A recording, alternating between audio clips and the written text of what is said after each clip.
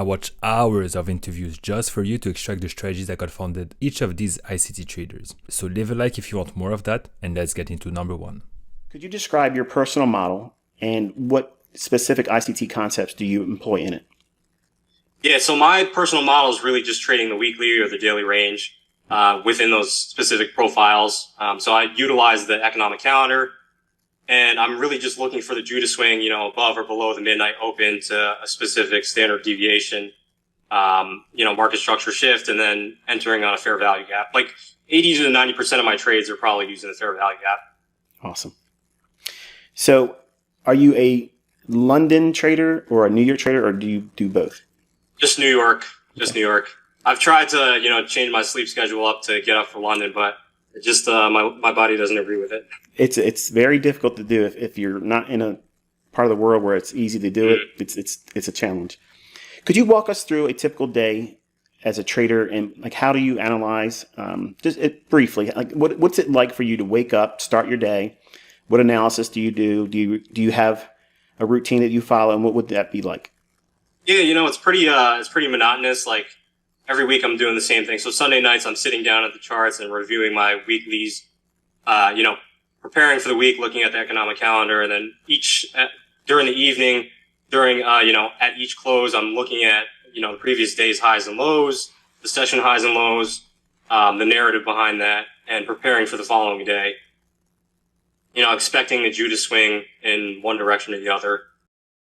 Now, in terms of my framework, are you familiar with power of three, accumulation and manipulation? I've heard it, yeah. That's what I do every single day. So if I'm expecting a bullish day from the opening price, I want to see accumulation beforehand in the Asian range, preferably. The accumulation can go into London. I trade New York and London close specifically. Okay. That's where that's my niche in trading, right? In New York, I'll either look for a simple continuation, or if a point of interest is hit, I'll try and frame a reversal trade. Given whatever I am in the power of three model, it's always a power of three on the daily. The daily candles from its open, low, high, close. So let's say it's a bullish day. The bullish candle is most likely to open, make the low, then the high, and then close near the high, right? So I'm waiting for manipulation to the low and seeing confirmation that we're about to expand to make the opposing end of the range. And once I have that framework, and this is what people do, they overcomplicate the entry. I need this fair value gap lined up with this order block at this time of day with an optimal trade entry on the fib. All you need to know is this: where is price right now? Where has it come from? Where is the day likely to expand to? Where is price likely to go in this chart that I'm looking at? A simple retracement entry with a safe stop loss. Target where price is likely to go. Rinse and repeat that every single day. I don't know who complicated it. You don't need this ultra 10 pip, 5 pip, 3 pip stop loss. I usually have a 2-to-1, max 4-to-1 risk to reward ratio. 4-to-1 I barely get. My strategy, for example, is like this: to have a clear understanding of bias. So what's the next, as we call, draw on liquidity?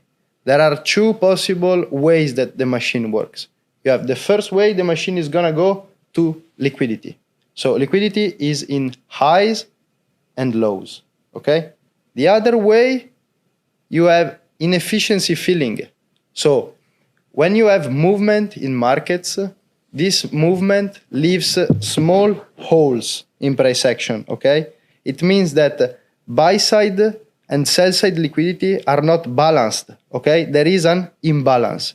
So the machine just goes for liquidity or filling imbalances. That's bias, okay? And you can have bias for, let's say, the next 50 minutes, or the next hour, or the next 4 hours, the next day, week, etc. First thing done, 80% of the work here, understanding where the machine wants to go. And if you know how the machine operates, it's quite easy to recognize this pattern, because the machine goes on buy programs or sell programs. If you are able to read price action, it's quite easy. Then timing. Timing is fundamental, okay? So you need to be in front of charts at the right moment, because you know that movement is gonna come when there is volume. When volume is entering the markets, manipulation takes place. Then you have the third thing is power of three. The machine, when the machine wants to go up, it will go down first and then up, okay? So you have this cycle. You can observe this cycle in the 50-minute candle. You can observe in 1 hour candle. When you have one expensive hour, every single candle is like this. If it wants to go up, it will go down first, opening price, going down, then going up. If the machine wants to go down, it will go up from the opening price and then down. Okay? Why does this happen? Because the smart money, we want to buy low and sell high. So if we want to buy, where do we buy? At discount. So below the opening price. The opening price, it's like a line that allows you to understand where is low and where is high. And then you start observing the machine creating the same pattern all over and over again. And this is technical science. I will leave for ICT. He is way better than me in explaining. After you understand power of three, so how an expensive candle takes place, you just need entry technique. This entry technique, it's for me, it's fair valuation or order blocks. And this is technical science I will not explain. What would you say if you were asked to describe your personal model and what ICT concepts do you actually employ in it? You don't have to say it in great detail, but like what type of trade model do you use? Is it a day trading model? Is it a swing trading model? And what concepts do you use in it? Yeah, so for me, I am an intraday trader.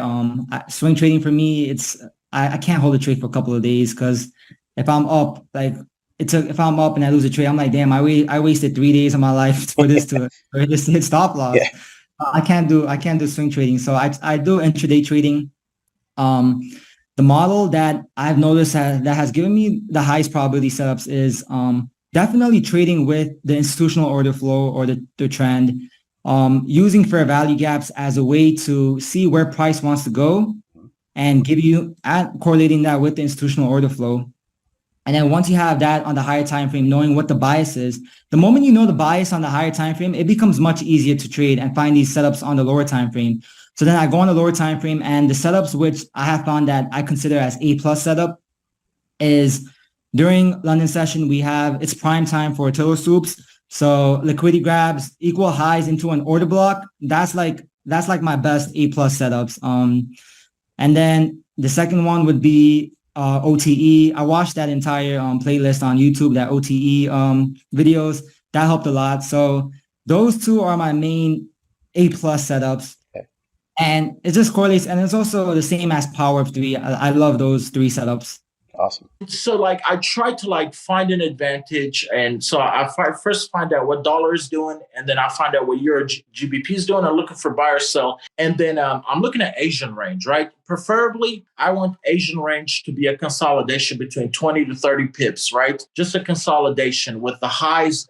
You could clearly see the highs and lows, right? Because these highs and lows will get swept, right? This is just accumulation that's happening. And then my easiest session to trade, right, is London, right? Because London is what ICT calls the Judas swing. It's the false move, right? So if they're planning on taking the market down for the day, what they usually do at a Asian session, they will lure traders long, right? This is where breakout traders will come in, right? Breakout traders will come in. They will go up there, maybe hit yesterday's stops, right? Some high from yesterday or previous week's high. And so people, when they see that, they're like, oh man, it broke market structure. It made a new high. This means we're bullish, right? But instead, what it's really doing is inducing longs, right? Inducing traders to buy at the very top. This is the problem that I see a lot. Traders that lose money tend to sell at the very bottom and buy at the very top, right? And if I profit in London, so this is just my personal experience, I'm lotting up, right? So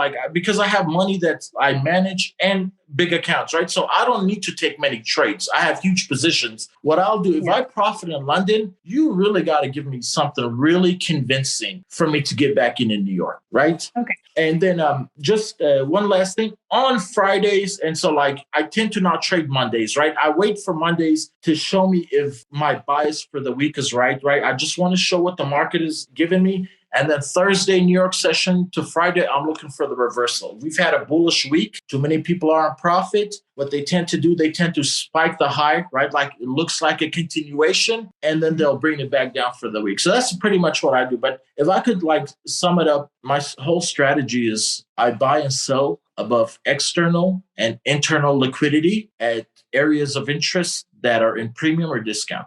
I try to make it very simple, right?